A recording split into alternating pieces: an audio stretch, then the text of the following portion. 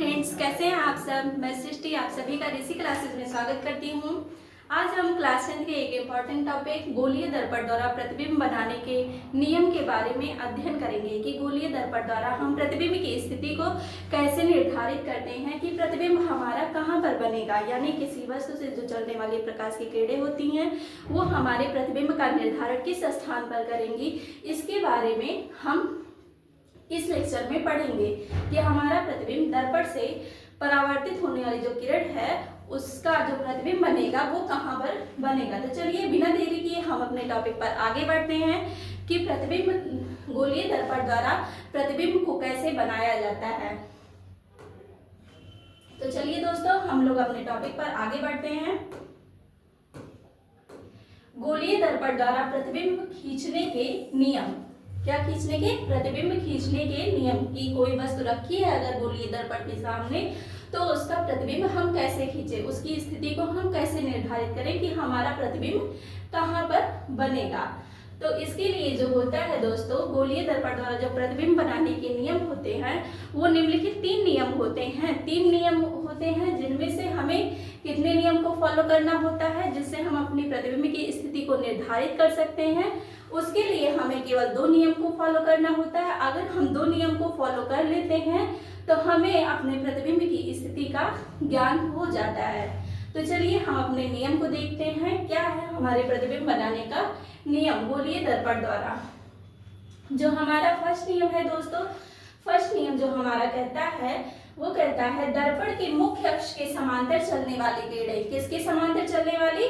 मुख्य अक्ष के समांतर चलने वाली जो किरणें होती हैं वो परावर्तन के पश्चात, किससे परावर्तन के पश्चात? दर्पण से परावर्तन के पश्चात क्या हो जाती हैं? या तो मुख्य फोकस से होकर जाती हैं, यह अवतल दर्पण में होता है, या फिर मुख्य फोकस से आती हुई प्रतीत होती हैं। यह घटना उत्तल दर्पण में होती है।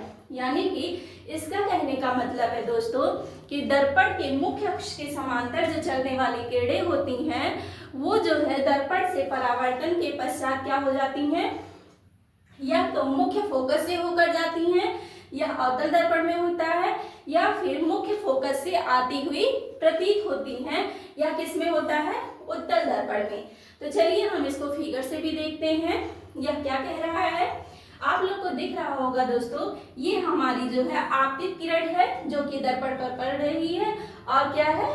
मुख्य अक्ष के समांतर है। जैसा कि हमारे नियम में बताया गया है कि दर्पण की मुख्य अक्ष के समांतर चलने वाली किरणें, ठीक है, जो दर्पण से परावर्तित होकर के कहां से गुजर रही है? मुख्य फोकस से होकर गुजरती है। यहाँ पर वही कहा गया है परावर्तन के पश्चात कहां से होकर गुजर रही है? मुख्य फोकस से या तो होकर गुजरती है या अवतल दर्पण में, या फिर मुख्य फोकस से आती हुई प्रतीत होती है। तो ये हमारा अवतल दर्पण में अवतल दर्पण है। जैसा कि आप लोग को दिख रहा होगा कि मुख्य अक्ष के समांतर जो चलने वाली किरण है वह परावर्तन के पश्चात कहां से गुजर रही है? मुख्य फोकस से होकर गुजर रही है। और दूसरा हमारा उत्तल दर्पण है। उत्तल दर्पण में क्या हो रहा है दोस्तों, आप देख रहे होंगे ये जो मुख्य अक्ष के समांतर जो चलने वाली हमारी किरण है वह परावर्तन के पश्चात कहां से आती हुई प्रतीत हो रही है?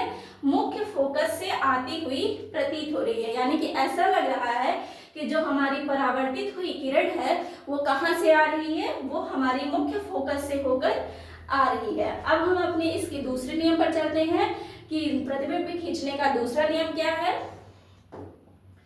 दूसरा नियम क्या है दोस्तों हमारा?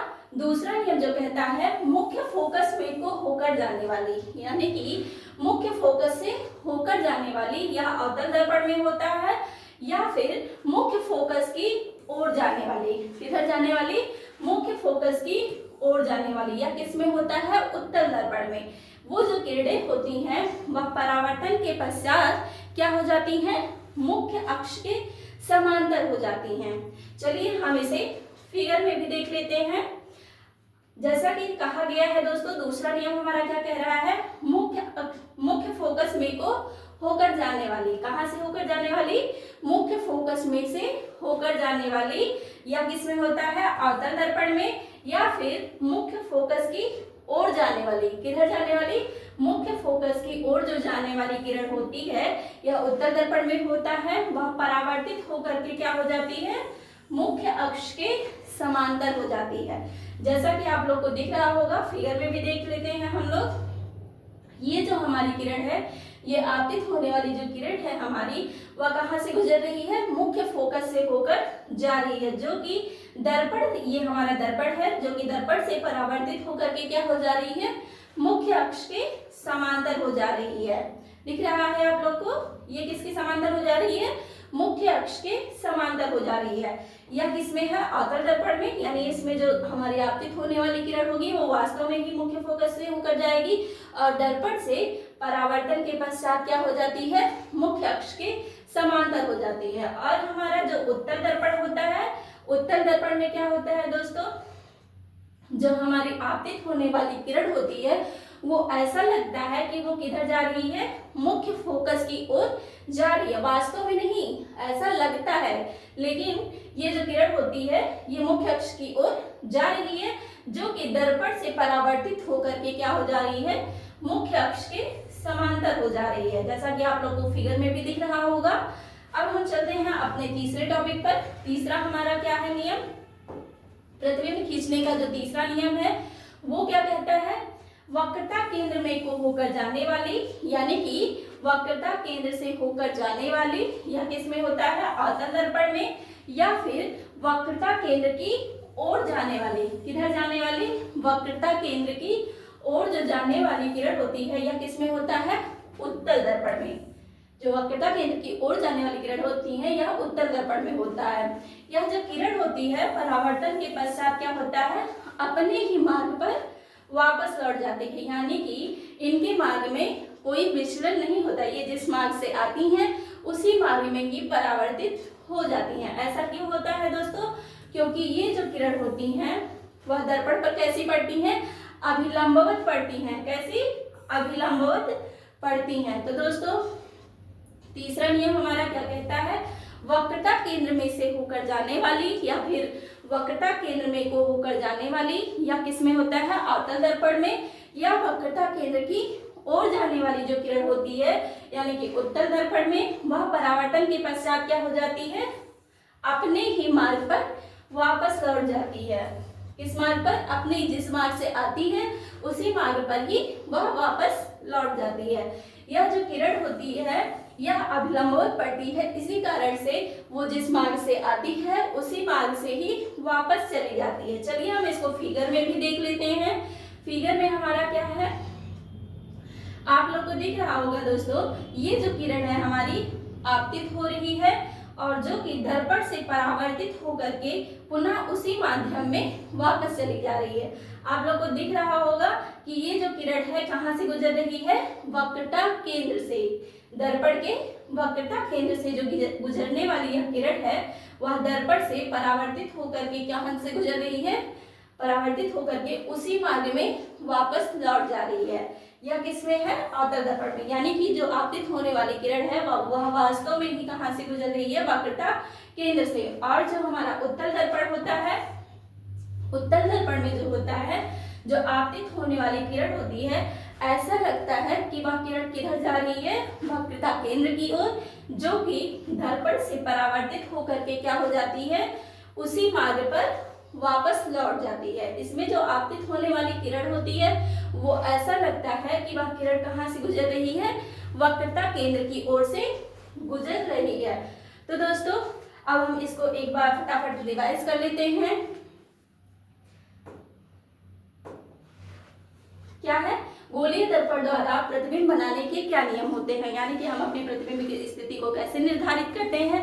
इसके लिए जो होता है हमारे पास 3 नियम होते हैं, जिनमें से हम केवल 2 नियम को ही फॉलो कर करके, जिनमें से हम केवल अपने 2 नियम को फॉलो कर करके अपनी जो प्रतिबिंब की स्थिति है किसी वस्तु की उसको हम निर्धारित कर सकते हैं। फर्स्ट नियम क्या है हमारा, दर्पण के मुख्य अक्ष के समांतर जो चलने वाली किरण होती है, किसके समांतर चलने वाली, मुख्य अक्ष के जो समांतर चलने वाली हमारी किरण होती है वह दर्पण से परावर्तित होकर के कहाँ से गुजरती है, या तो मुख्य फोकस से होकर गुजरेगी या अवतल दर्पण में, या फिर मुख्य फोकस की ओर आती हुई प्रतीक होती है।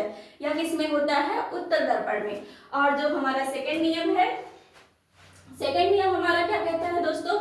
ये कहता है मुख्य फोकस में से होकर जाने वाली या फिर मुख्य फोकस में को होकर जाने वाली या अतल दर्पण में, या फिर मुख्य फोकस की ओर जाने वाली, किधर जाने वाली? मुख्य फोकस की ओर जाने वाली, यानी कि उत्तल दर्पण में जो यह किरण होती है वह परावर्तन के पश्चात, किससे परावर्तन के पश्चात? दर्पण से परावर्तन के पश्चात क्या हो जाती है? मुख्य अक्ष के समांतर। किसके समांतर हो जाती है? मुख्य अक्ष के समांतर हो जाती है। और हमारा जो तीसरा नियम था, तीसरा नियम क्या होता है दोस्तों? जो हमारा वक्रता केंद्र से जाने वाली किरण होती है, यानी कि जो किरण हमारी वक्रता केंद्र से होकर जाती है या अवतल दर्पण में, या फिर वक्रता केंद्र की ओर जाने वाली, या किसमें होता है? उत्तल दर्पण में जो वह किरण होती है वह दर्पण से परावर्तन के पश्चात क्या हो जाती है? अपने ही मार्ग पर वापस लौट जाती है, यानी कि जिस मार्ग से वह आई है उसी मार्ग में ही क्या हो जाती है? वह वापस लौट जाती है। ऐसा क्यों होता है दोस्तों? ऐसा इसलिए होता है क्योंकि यह जो किरण होती है वह दर्पण पर कैसी पड़ती है? अभिलंबवत पड़ती है। अभिलंबवत पड़ने के कारण ही यह जो किरण होती है वह दर्पण पर जिस मार्ग से आती है उसी मार्ग में ही वह वापस लौट जाती है। तो दोस्तों आज का क्लास हम यहीं पर एंड करते हैं। आशा करती हूँ कि आप लोगों को हमारा यह वीडियो समझ में आया होगा, यानी कि हमारा यह टॉपिक समझ में आया होगा कि गोलीय दर्पण द्वारा प्रतिबिंब को हम कैसे निर्धारित करते हैं।